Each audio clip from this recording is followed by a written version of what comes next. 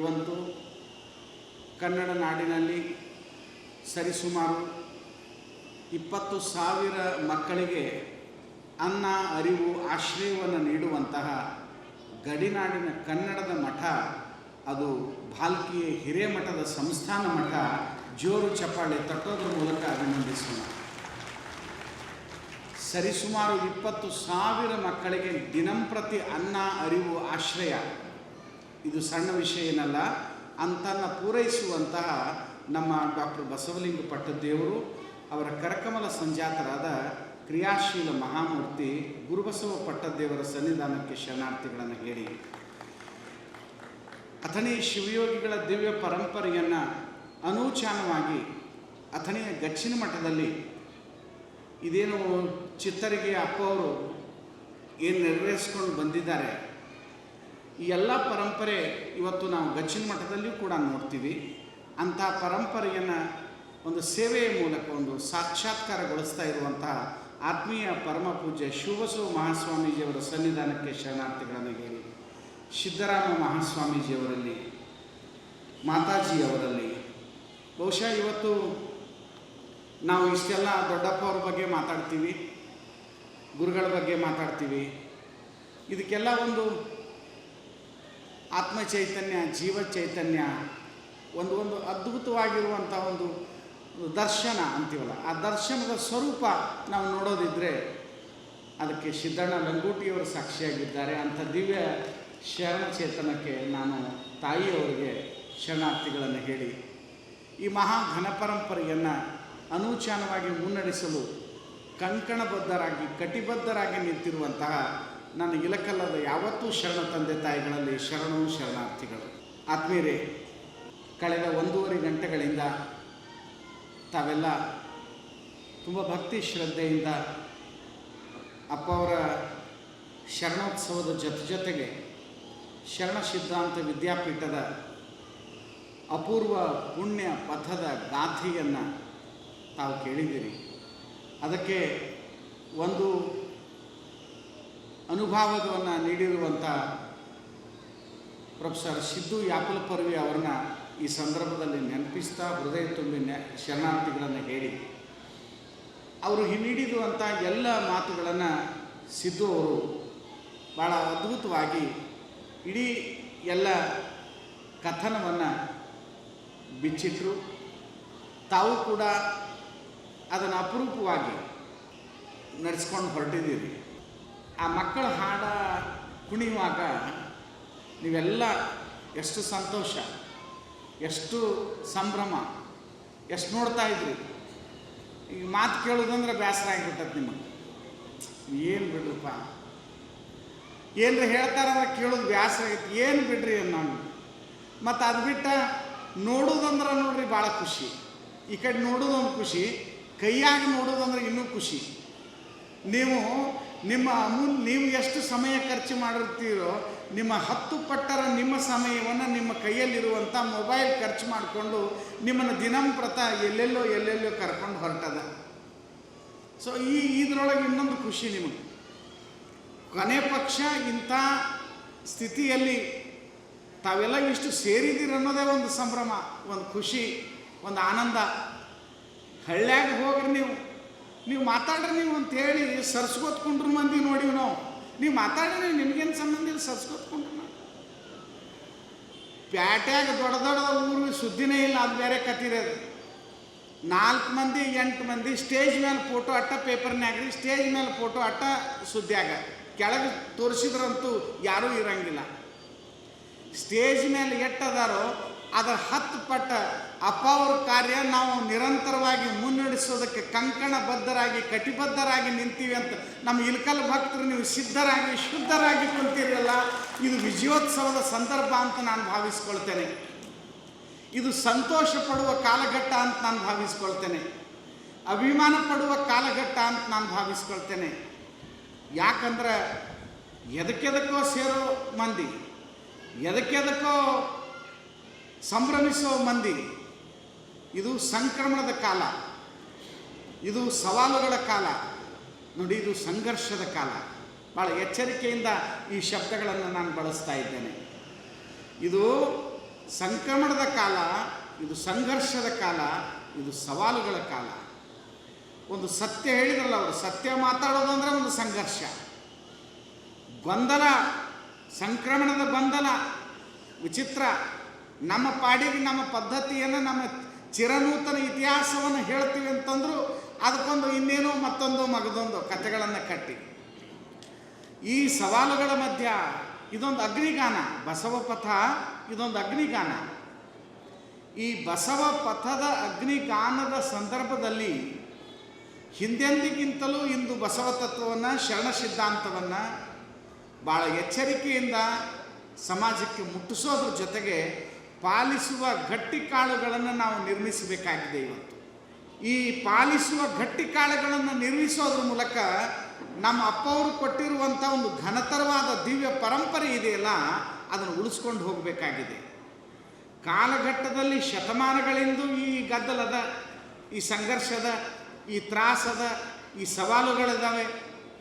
ಹೇಳಿದ್ರಲ್ಲ ಅವರು, 12ನೇ ಶತಮಾನ ಪ್ರೌಢದೇವರ ಕಾಲಘಟ್ಟ, 15ನೇ ಶತಮಾನ, 18, 19ರ ಶತಮಾನ, ಈ ಸಂದರ್ಭಗಳಲ್ಲೆಲ್ಲ ನೋಡ್ತಾ ಬಂದಾಗಲೆಲ್ಲ ಸಂಪ್ರದಾಯವಾದಿಗಳು, ಸನಾತನವಾದಿಗಳು ನಮ್ಮನ್ನು ಮತ್ತೆ ಮತ್ತೆ ಮತ್ತೆ ಈ ವ್ಯವಸ್ಥೆಯನ್ನು, ನಮ್ಮದು ಅವೈದಿಕ ಧರ್ಮ, ನಮ್ಮ ನಿಜಾಚರಣೆಯ ಧರ್ಮ, ನಮ್ಮದು ಪ್ರಗತಿಪರ ಧರ್ಮ, ಒಂದು ಸಚ್ಚಾರಿತ್ರ ಶೀಲವನ್ನು ಒಳಗೊಂಡಿರುವಂಥ ಒಂದು ಶುದ್ಧ ಶರಣ ಧರ್ಮ, ಇದನ್ನು ನಾವು ನಮ್ಮ ಪಾಡಿಗೆ ನಾವು ಮಾಡ್ತೀವಿ ಅಂತಂದರೂ ಕೂಡ ಇದನ್ಯಾಂಗೆ ನೀವು ಮಾಡ್ತೀರಿ, ಇದನ್ಯಾಂಗೆ ನೀವು ಮಾಡ್ತೀರಿ, ಇದನ್ನೆಲ್ಲಿ ಹೇಳ್ಯಾರ ಅನ್ನುವಂಥ ಏನು ಒಂದು ಕುಹಕ ವರ್ಗ ತಯಾರಾಗ್ಯದಲ್ಲ, ಇದಕ್ಕೆಲ್ಲ ಒಂದೇ ಒಂದು ರಾಜಮಾರ್ಗ ಅಂದ್ರೆ ಇಲಕಲ್ಲ ಚಿತ್ತರಗಿಯ ವಿಜಯಮಾಂತ ಶಿವಯೋಗಿಗಳು, ಮಹಾಂತಪ್ಪಗಳು ಕೊಟ್ಟಿರುವಂಥ ಈ ರಾಜಮಾರ್ಗದಲ್ಲಿ ಧೀರೋದಾತ್ತವಾಗಿ ನಡೆಯೋದೇ ಅದೇ ಅವರಿಗೆ ಉತ್ತರ ಅಂತ ನಾನು ಭಾವಿಸ್ಕೊಳ್ತಾ ಇದ್ದೇನೆ.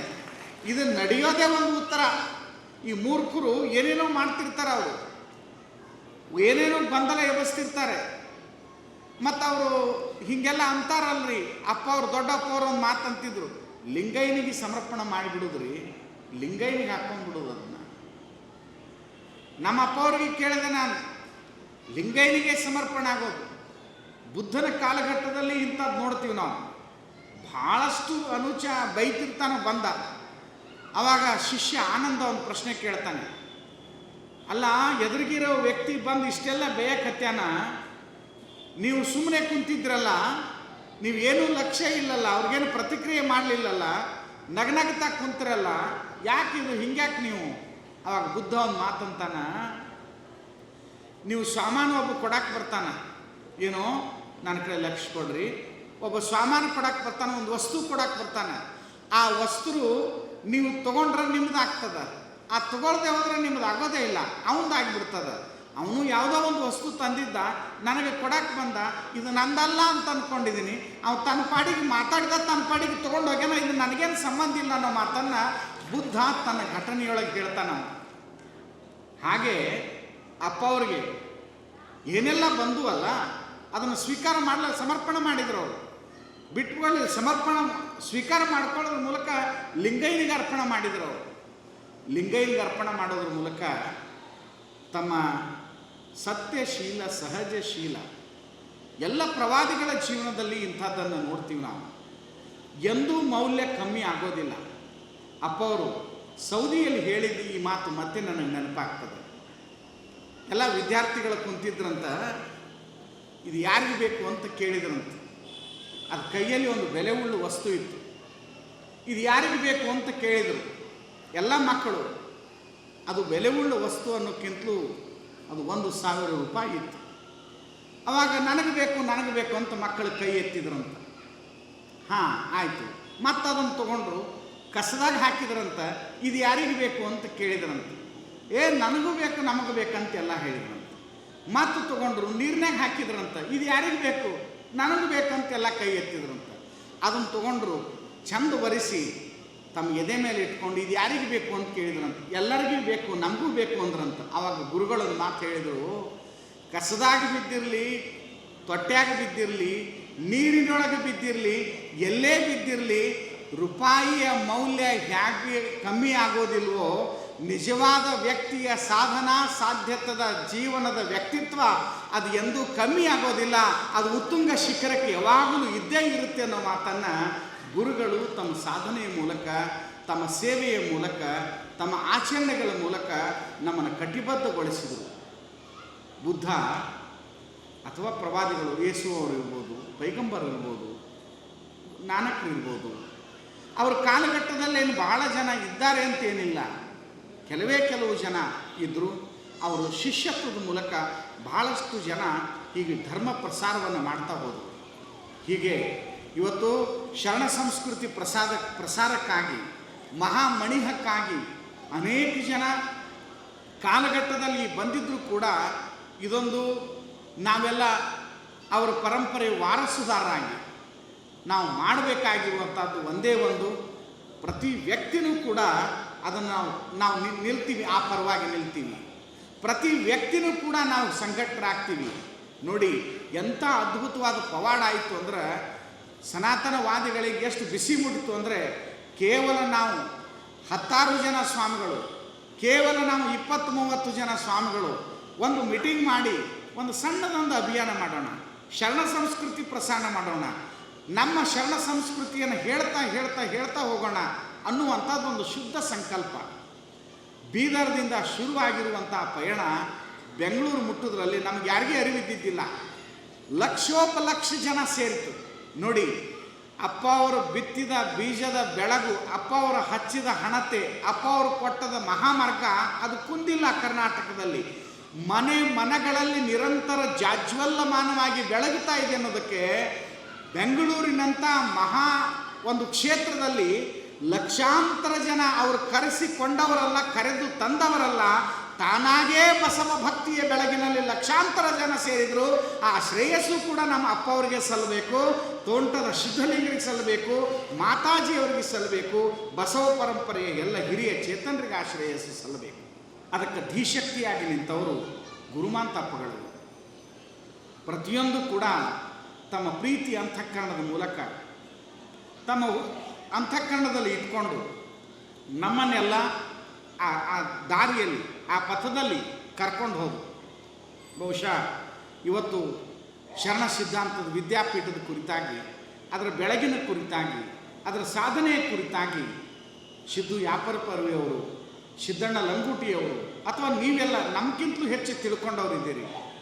ನಮ್ಮ ಮರೆಗುದ್ದಿ ಶ್ರೀಗಳು ಹೇಳಿದಂಗೆ, ಬಸವಣ್ಣ ಬಿತ್ತಿದ ಬೀಜಗಳು ನಾವು, ನಮಗಿರೋದು ಎಂದೆಂದು ಸಾವು ನೋವು ಯಾವುದೂ ಕೂಡ.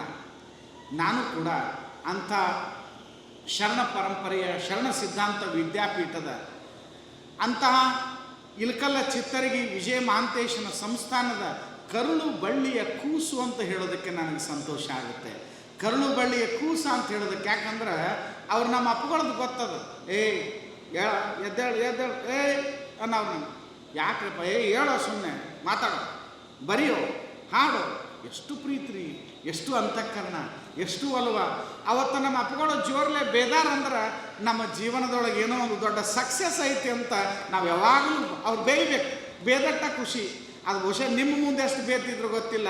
ನಮ್ಮ ಪರ್ಸನಲ್ ಭಾಳ ಚಂದ ನಡೀತಿತ್ತು. ಅದು ಒಳಗಿನ ಮನೆಯೊಳಗೆ ಭಾಳ ಮಜಾ ನಡೀತಿತ್ತು.